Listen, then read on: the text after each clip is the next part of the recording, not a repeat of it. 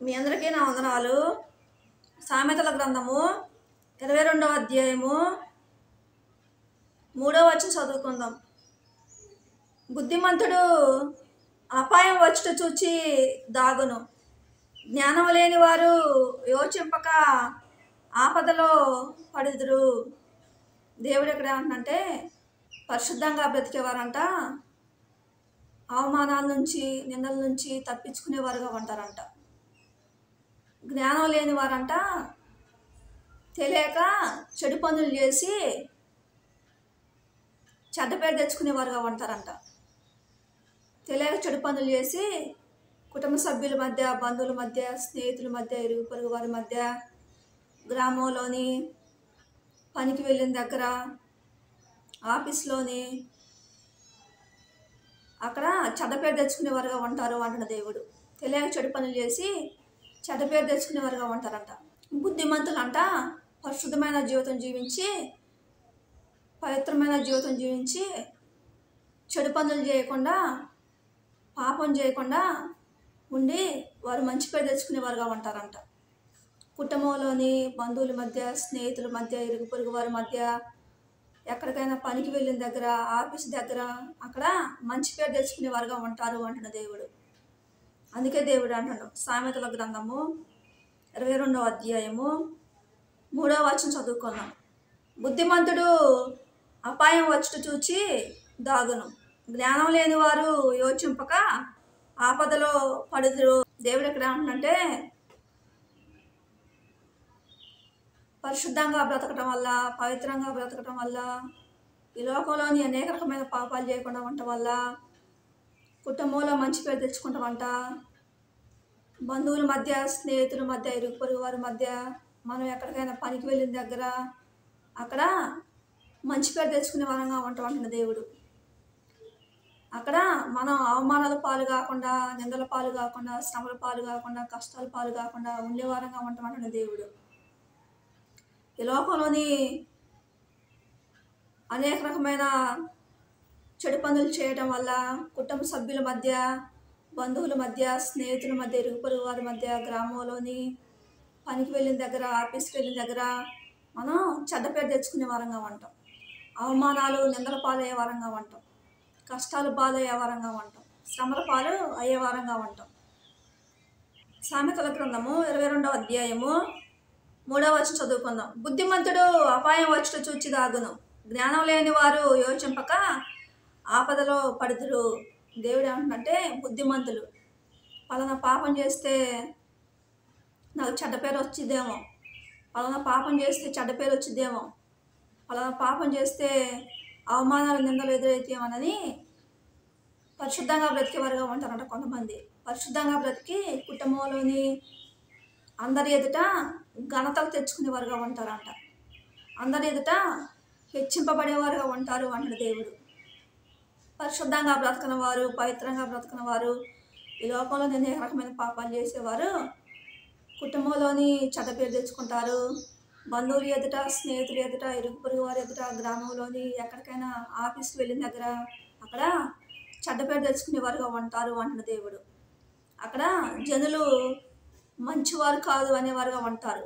మనం అనేక రకమైన చెడు పనులు చేసేవారంగా ఉంటే మనల్ని ఎవరో కూడా మనల్ని మంచివారు కాదు అనేవారుగా ఉంటారు. మనల్ని చెడ్డవారు అనేవారుగా ఉంటారు. జనులు మనల్ని పొగడరు. మనం చెడు పనులు చేసేవారంగా ఉంటే జనులు మనల్ని పొగడకుండా ఉండేవారుగా ఉంటారు. మనం అనేక రకమైన చెడు పనులు చేసేవారంగా ఉంటే జనులు మనల్ని పొగడకుండా ఉండేవారుగా ఉంటారు. మనల్ని మంచివారం కాదు అని అనేవారుగా ఉంటారు. మనల్ని హెచ్చరిహేళన చేసేవారుగా ఉంటారు. మనల్ని నీచంగా, హీనంగా చూసేవారుగా ఉంటారు. మనల్ని చిన్న చూపు చూసేవారుగా ఉంటారు. అందుకే దేవుడు అంటాడు మనం జ్ఞానంగా బ్రతకాలంట. పాపాన్ని విడిచిపెట్టి పరిశుద్ధంగా జీవించినప్పుడు మనం అందరి చేత ఘనతలు పొందుకునే వరంగా ఉంటాం. మనకు అవమానాలు, నిందలు ఎదురు కాకుండా ఉంటాయి. అందరూ మనల్ని గౌరవించేవారుగా ఉంటారు అంటున్న దేవుడు. అందరూ మనకు విలువిచ్చి మాట్లాడేవారుగా ఉంటారు అంటున్న దేవుడు. ఈ లోకంలోని మనం అనేక రకమైన పాపాలు చేసే వరంగా ఉంటే మన పరువు మనం తీసుకునే వరంగా ఉంటాం. మనం చేసే చెడు పనులు బట్టి మనకు చెడ్డ పేరు వచ్చింది, మన పరువు పోద్ది అంటున్న దేవుడు.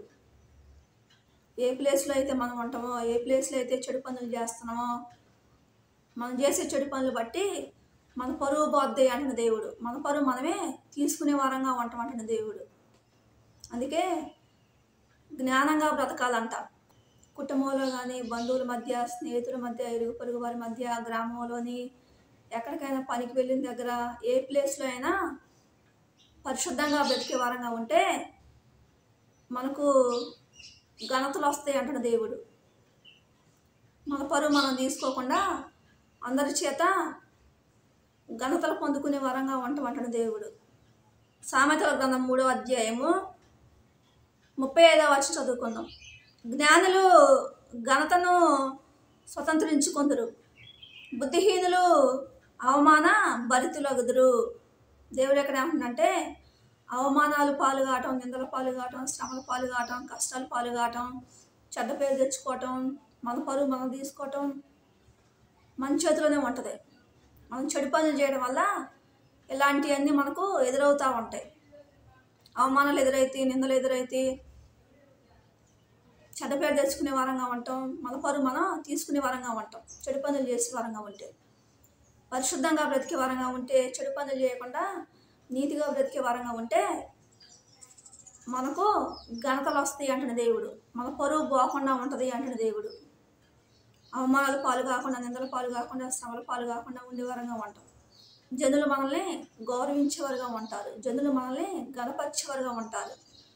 మనం పరిశుద్ధంగా బ్రతకటం వల్ల మన కుటుంబ సభ్యులు, బంధువులు, స్నేహితులు, ఇరుగు పొరుగు వారు, మన గ్రామస్తులు ఫలానా వ్యక్తి చాలా మంచోడు, ఆ వ్యక్తిలో చాలా మంచి లక్షణాలు ఉన్నాయి అని జనులు మనల్ని గణపరిచేవారుగా ఉంటారు అంటున్న దేవుడు.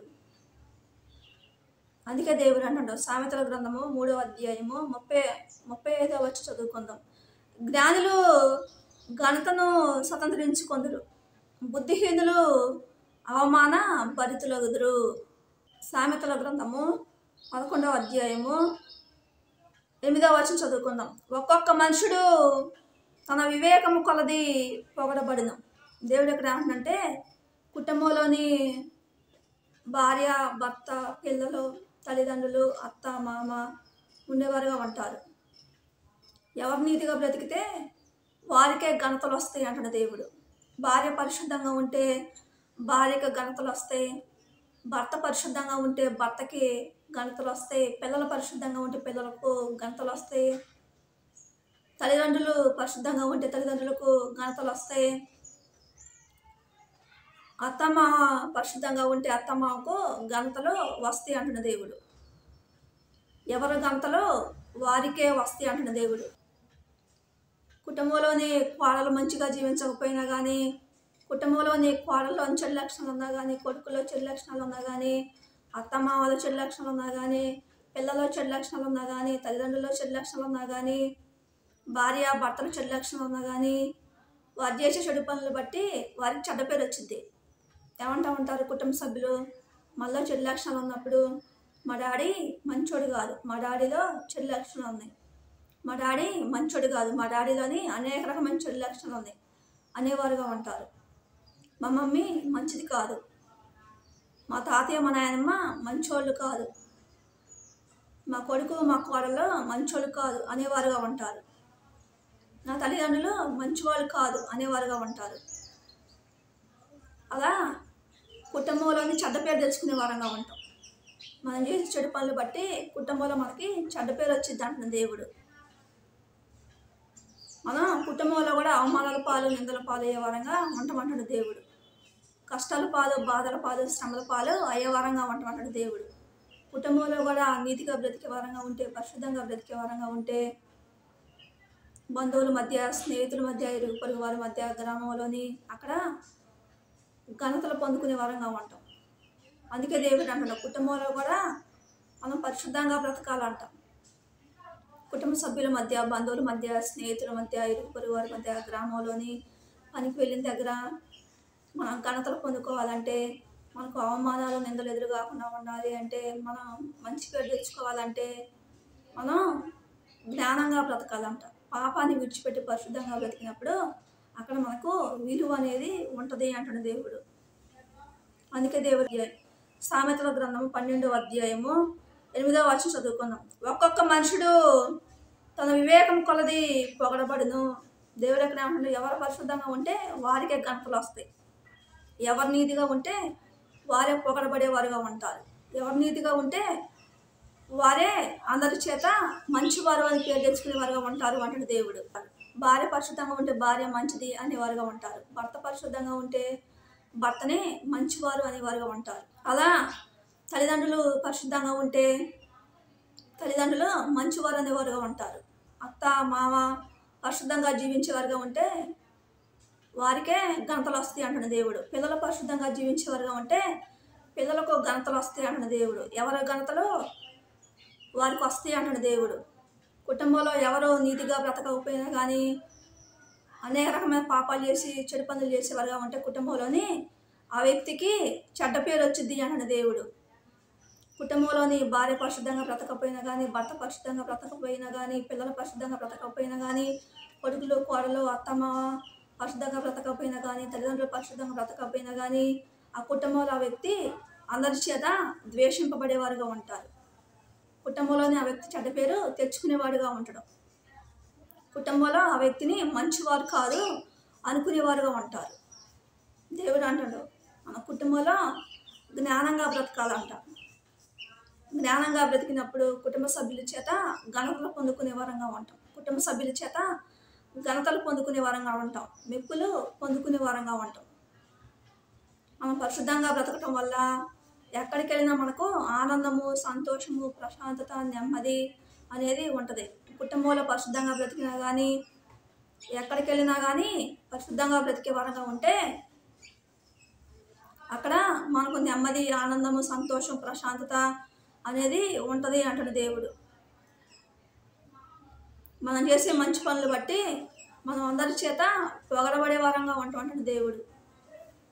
ఘనతలు పొందుకునే వారంగా ఉంటాం అంటున్న దేవుడు. మనం చేసే చెడు పనులు బట్టి మనకే మనం చెడ్డ పేరు తెచ్చుకునే వారంగా ఉంటామంట. మనం చెడు పనులు చేసే వారంగా ఉంటే ఎక్కడికి వెళ్ళినా మనకు చెడ్డ పేరు వచ్చిందంట.